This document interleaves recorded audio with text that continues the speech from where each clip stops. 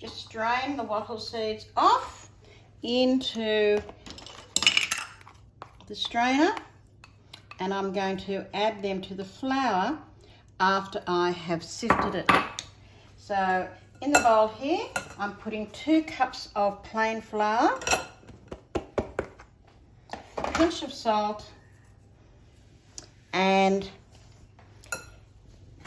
the recipe says 4 teaspoons of baking powder. 4 teaspoons is 1 tablespoon. There's 4 teaspoons in a tablespoon.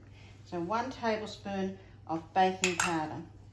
So you're effectively making self-raising flour. I'm effectively making self-raising flour. Now, the early settlers did not have the luxury of that. They had to make things rise differently. They didn't have baking powder, so they had to make their own raising agents, and that's where some of the special sourdough recipes going around that people pass on from person to person came in. So is this how you had to make it when you were a girl? Sorry? Is this how you had to make it when you were a girl? I'm just making a joke about you being an early settler. Deary me. Deary me. Okay, it's just like making scones. So we're adding 2 tablespoons of soft butter and rubbing it in with our fingertips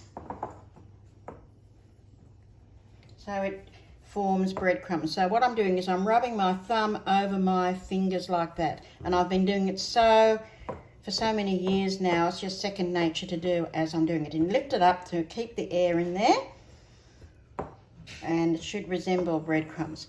And butter and margarine are called shortening in some recipes. When they refer to shortening, they mean butter and margarine. Even lard is a shortening. Shortens the gluten strands in the flour, and that's where it comes in. It always used to be referred to as shortening. So once that's done, I'm going to make a well in the centre. So using butter, not margarine. You can use either. I'm actually using margarine today, but I do use butter. Margarine is a little bit softer. And you're going to add 3/4 to 1 cup of milk. Made a well in the centre. I mix using a dinner knife. It's much easier. It cuts it in, doesn't glue around the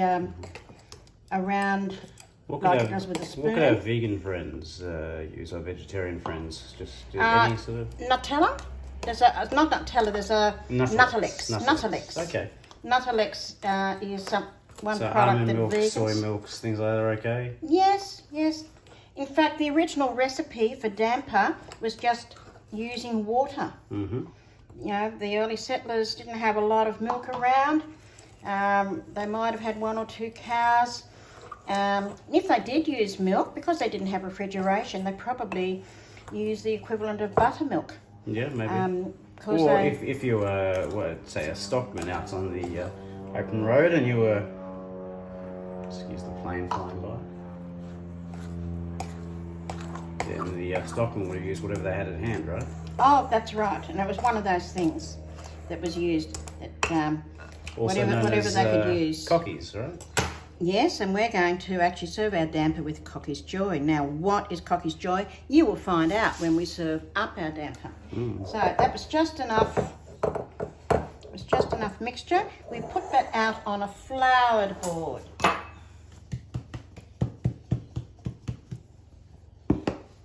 And we knead it just for a short amount of time. Very short amount of time. And if they had it, they would cook it in a Dutch oven, which is a big cast iron oven container, like a big casserole dish with a lid that had sides that came up the side, and they'd bury it in the heat of the fire, and they'd shovel the coals on top, so there was surround heat. We're just going to use foil. So I'm going to divide this into 2 so it cooks a little more quickly. And I'm going to place these, each of these in foil to put in our fire. I'm going to put a little bit of flour on here so it doesn't stick. And on the non-shiny side, the shiny side's on the outside. And the cockies wouldn't have done this. They had the Dutch oven. This is Oh, you're they doing had this. the Dutch oven. This is you or improvising that, yeah. if they had the Dutch oven, remember some of these people, if they were swaggies, they didn't have space to they didn't have space to carry all that, and they just have to eat it from the very inside. Now, when I do this, I've got to allow it to rise. I've got to give it room to rise. So when I wrap this parcel up, I allow a bit of space, a little bit of space. What you can do is actually pleat it down like this, allowing some space for it to rise. Now, when you cook damper this way, it does get a hard outside on it, and it could even have a section that's burnt. That's part of the joy of having It's the authenticity. the authenticity. It's got to be authentic. So we're going to now take this out, and we're going to put it in the coals of the fire.